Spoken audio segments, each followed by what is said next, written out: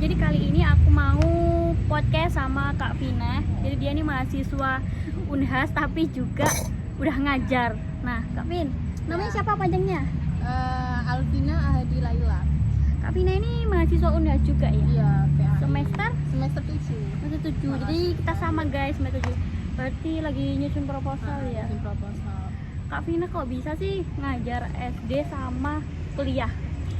Awalnya nggak tahu sih, nggak kepikiran buat ngajar gitu. Cuma karena PAI kan nanti ranahnya ke SMP, ke SMA. Tapi kan aku ngajarnya SD. Tapi buat kata orang tua buat kayak pengalaman aja gitu loh, kayak ngajar. Kalau ke SD dulu kayak ngajarnya tuh gimana, terus iya. kayak prakteknya gimana, baru nanti kalau ke SMP, SMA gitu langsung bisa gitu, nggak jadi nggak bingung gitu. Itu awalnya sebelumnya nih Kak Vina ini ngajar di SD mana? Di SD dekat rumah, SDN Picangro 1. Tapi itu pertama kali, ini baru pertama kali ngajar pertama ya? kali semester Mata pelajaran apa ngajarnya Kak? Kebetulan kalau masih buat yang kuliah-kuliah itu masih pembimbing dunia. Kalau namanya guru kelas itu harus S1. Oke, makanya kan kok bisa kuliah tapi udah ngajar SD gitu kan. Kalau pembimbing kan ranahnya nggak harus S1, pokoknya Iya. lulusan anak pondok gitu lah, bisa ngerti kitab, ngerti apa. Itu udah bisa ya ngajar SD? Bisa. Bisa. Terus Kak Vina, apa enaknya jadi guru SD? Enaknya Kan bisa deket masih sama kecil. Ya ada sabarnya, ada enaknya. Kalau enaknya bisa kayak bercanda, bikin TikTok bareng gitu kan. Sekarang konten-konten. Kalau pas lagi rame-ramenya kayak kelas 1, kelas 2 gitu kan masih kecil, jadinya kayak aduh ekstra sabar gitu. Tapi pernah juga kayak namanya anak kecil gitu. Untuk ngajarnya semua dari kelas 1 sampai kelas 6? Kelas 1 sampai kelas 6. Oke. Nah, Kak Vina ini kan masih kuliah, apalagi semester 7 yang sekarang waktunya skripsi lah ya. Skripsi. Terus apalagi sekarang kan udah ini ya, udah offline kuliahnya. Nah, itu gimana memanajemen waktu? Kan katanya ngajarnya setiap full ya dari kelas 1 sampai kelas 6. Kebetulan kalau di PAI itu kan SKS-nya dari awal semester 1 itu udah 24 SKS, jadi dijadikan satu. Jadi pas semester 7, 8 SKS-nya udah dikit. Jadinya kebetulan aku kuliahnya 1 minggu sehari toh, 2 matkul aja. Jadinya bisa di manage. Yang hari itu nggak ngajar dulu gitu. Itu kan untuk saat ini. Kalau yang kemarin-kemarin kan masih online, udah online. Jadi belum pernah ini ya. Aku masuk juga udah online itu, ngajarnya juga online. Jadi ngajarnya dari tahun berapa? 2020 awal. 2020. Berarti itu ini ya, berarti masih pandemi lah hitungannya ya. Kita masih online ya, enggak sih ya. Oke.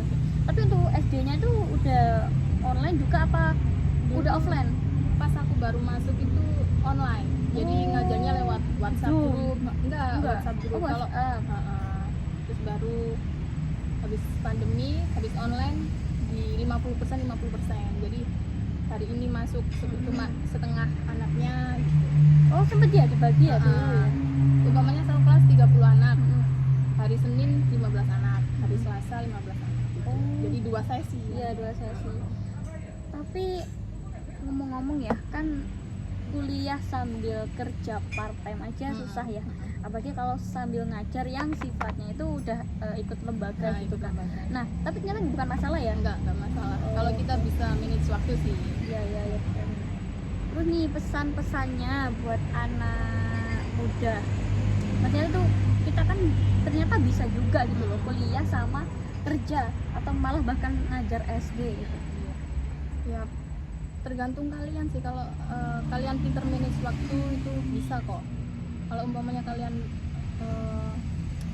cuma bisanya leha-leha, jangan ambil resiko gitu.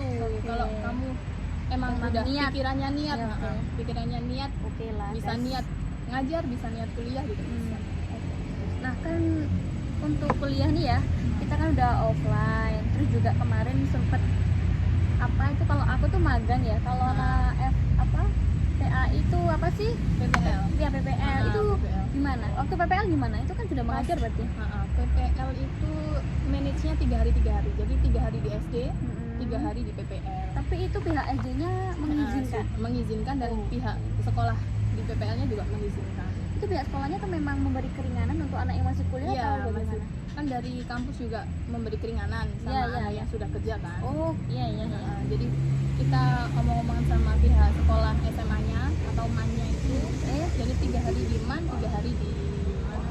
SD. Berarti enak juga ya pihak kampus memberi keringanan, pihak sekolah juga memberi jadi keringanan. bisa manage lah. Oke, berarti nggak ada masalah lah sebenarnya.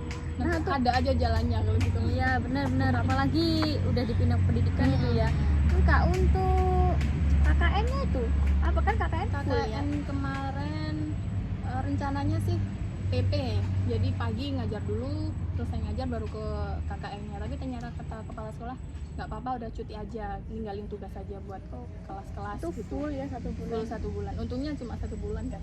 Iya iya. Sekarang Tapi kan KKN termasuk enak gitu ya, maksudnya kepala sekolahnya ngerti kemarin ya. ngerti. Soalnya katanya dia punya anak yang udah KKN. Oh, jadi kuliah ngerti gitu. lah ya, Nah, mengerti, gimana, memahami. gimana. Oke. Terus Kak, paling susah itu ngejar SD kelas berapa? Paling susah. Ibaratnya kan kita masih muda banget ya, Nah, kayak nggak beda lah kalau dibilang umurnya nggak jauh banget gitu kan. Nah itu kan gimana ya caranya sabar. Terus yang paling susah kelas berapa dulu? Paling susah. Kalau paling susah di kelas 1 ya, kayak susah diatur. Kan abis Oh justru kelas 1 ya? kelas tuh kan dia dari TK kan main kan. Oh iya dia. iya benar, masih main-main. Masih main-main kan kelas Iya, 1 iya. udah materi tok gitu loh. Jadi Oke. kayak disuruh diem di bangku kan nggak bisa. Jadi dia disuruh diem, dia lari-lari, main-main gitu. Masih ke bawah TK-nya. Itu susah ya, bukan malah kelas 4, Enggak, 3 kalau- bukan ya? Kan bisa Kan diatur itu mah. itu kan tapi kan fase-fasenya nakal. Lagi nakal-nakal. Iya kan ya, lagi Nakalnya nakal-nakalnya paling gitu mungkin kan. cuma omong-omongan, tapi Iya. kalau dibilangin udah diem gitu aja. Oh, dia lebih ngerti. Kan ada, kalau di kelas itu ada peraturan gitu. Kalau yang gampang ini enak. Kalau apa ya? Yang enak masuk kelas berapa? Ngajar kelas berapa? Kalau 1 tahun ini paling enak kelas 5. Kelas 5. Kenapa itu? Apa Ya, udah materinya cuma sedikit Oh, daripada kelas gitu. 6. Jadi materinya sedikit, jadi kita nyampein mereka juga kayak menerima gitu. Iya, iya. Untuk anak-anaknya Ada yang sebagian lah, ada sebagian tapi yang kelas diem. 6 ya tetap paling enak Ah, ya. Kalau kelas 6 gimana? Kelas 6 Oh, justru lebih besar Iya. kan? kalau kelas 6 kan dia peralihan mau ke SMP kan, jadi Iya. kayak sifatnya lebih keras, pokoknya lebih kayak nggak terima gitu. Nih, Kak, kemarin kan aku juga pernah KKN itu udah ngerasain ngajar ya, walaupun cuman nggak sampai 1 bulan. Nah itu kan susah banget, pengalaman pribadi ya Allah, susah banget ya ternyata ngajar SD. Udah nyoba kelas 1, 2, 3, 4, 5, 6. Kalau menurut aku yang paling susah tuh kelas 4 ya, soalnya tuh kayak mungkin karena kita KKN itu mbak KKN kurang apa ya, kurang dihargai ya. Tapi Oh iya. kan gimana caranya dengan umur yang masih segini tapi muridnya bisa menghargai gurunya gitu kan, tanpa pandang bulu gitu, gimana? Itu tergantung kayak Iya, apa ya, caranya. sekolahnya, pendidikannya, gurunya, cara mendidiknya itu loh. Oh gitu. Kan beda kalau umpamanya di sekolah pondok sama sekolah umum kan beda. Iya, iya. Kan sifatnya juga kan, makanya itu di SD kan dikasih mulok agama sama mulok dini itu biar ngerti gitu loh, biar sikapnya ke guru itu gimana. Terus sekarang pelajaran di SD itu ditambah-tambahin kayak akhlak terhadap Oh, guru, iya, oke, iya. terhadap orang tua gitu. Jadi Berarti ini ya, walaupun Kak Vina ini masih kuliah dan jadi guru, itu murid-muridnya tetap menghormati layaknya guru lah ya. jadi mereka tetap kayak kayak temen, tapi cuma mereka bilangnya nggak sopan gitu loh, Iya, nggak kayak iya. teriak-teriak. Iya, karena waktu itu aku ngajar kakak di Mojowarno itu waktu KKN ya, muridnya tuh kayak wow, mungkin mikirnya oh ini mbak KKN ini bukan gurunya gitu kan. Dianggap temen. Padahal kan, tapi alah saat itu aku bingung loh, Kak Vina lo bisa jadi guru di umur segini kok bisa gitu loh. Jadi dulu tuh daftarnya tuh emang gimana? Artinya iseng-iseng atau dulu itu ditawarin sih sama tawarin? Oh berarti itu ibaratnya ini ya, kayak mau nggak ngajar gitu. mau nggak ngajar, pertamanya di SMP, cuma aku belum berani sama anak Oh iya yang iya gede-gede. iya, iya. SMP sama kuliah masih inilah ya.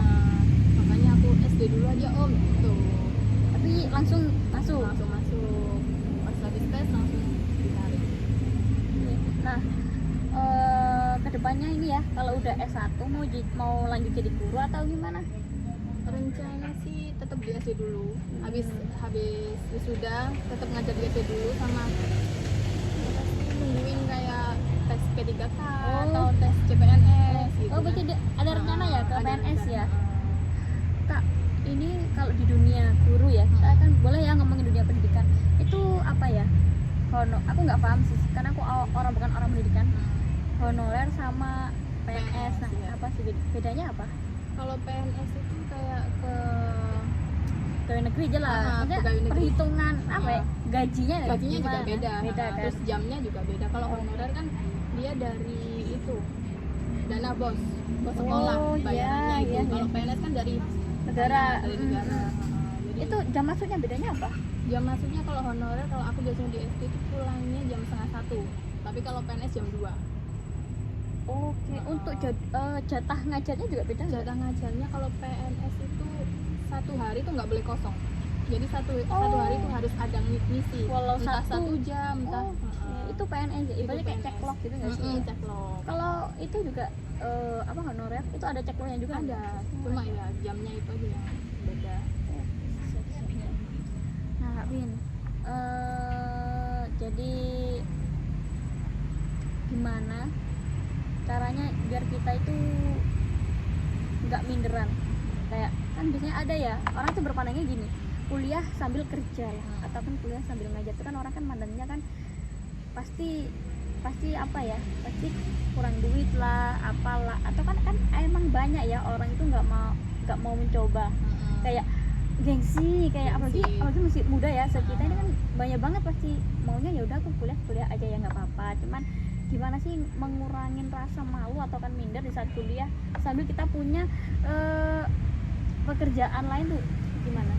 Kalau menurutku sih aku nggak malu ya, kayak kerja itu kayak apa sih, tergantung Iya. manusia lah. Iya, betul. Kalau dia emang dari orang keluarga itu, kalau nggak mau kerja ya udah nggak apa-apa.